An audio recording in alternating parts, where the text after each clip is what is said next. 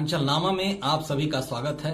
मैं हूं शक्ति प्रकाश श्रीवास्तव। नसीमुद्दीन सिद्दीकी की सपाई सियासत। उत्तर प्रदेश की सियासत में नसीमुद्दीन सिद्दीकी का नाम किसी परिचय का मोहताज नहीं है। प्रदेश में बहुजन समाज पार्टी की सत्ता में इनकी हनक देखते ही बनती थी। बीएसपी सुप्रीमो मायावती के भरोसेमंद थे। सारे महत्वपूर्ण विभाग इन्हीं के पास हुआ करते थे, लेकिन बदली परिस्थितियों में बीएसपी से निकाले जाने के बाद कांग्रेस में शामिल हो गए। अब एक बार फिर इन्होंने समाजवादी पार्टी का दामन थाम सपाई सियासत करने का संकल्प लिया है। उत्तर प्रदेश में विधानसभा चुनाव 2027 को लेकर अभी से चुनावी सरगर्मियां बढ़ गई हैं। सियासी चालबाजों ने अपने अपने भविष्य के लिहाज से सियासी गोटियां बिछानी शुरू कर दी हैं। इस क्रम में नेताओं ने अपनी पार्टीगत आस्था भी बदलनी शुरू कर दी है। नसीमुद्दीन सिद्दीकी को ही लें, इन्होंने अपने हितों की पूर्ति के लिए अपनी पार्टी कांग्रेस छोड़ समाजवादी पार्टी का हिस्सा बन गए हैं। अपने साथ इन्होंने लगभग दर्जन भर पूर्व विधायकों और बीएसपी कांग्रेस के नेताओं को भी सपा में शामिल कराया है। सत्ताधारी बीजेपी सरकार में सहयोगी अपना दल के भी कुछ पदाधिकारियों ने नसीमुद्दीन सिद्दीकी में आस्था व्यक्त करते हुए सपा के साथ आए हैं। हालांकि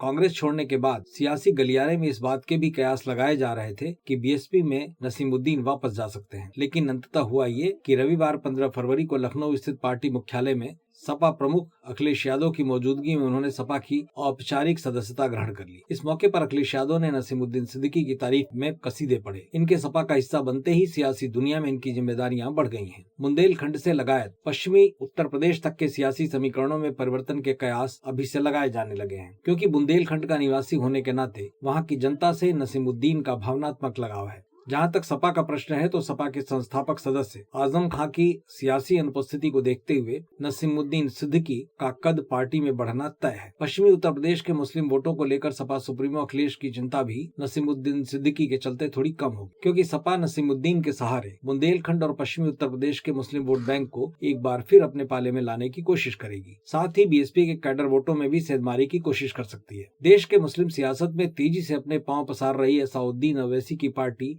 AIM के बीएसपी के साथ गठबंधन की भी चर्चा है। ऐसे में पश्चिमी उत्तर प्रदेश के मुस्लिम वोट बैंक की अहमियत खासी बढ़ जाती है। सियासी जानकार मानते हैं कि विधानसभा चुनाव में पश्चिमी यूपी के मुस्लिम वोटर बीजेपी को हराने वाली पार्टी के साथ जाते दिख सकते हैं। ऐसे में नसीमुद्दीन सिद्दीकी का सपा में आना सपा के लिए मुफीद साबित हो सकता है, क्योंकि नसीमुद्दीन स्थानीय चेहरा रहे हैं। ऐसे में इस वर्ग के वोटरों का भरोसा वे जीत पाने में कामयाब हो सकते हैं।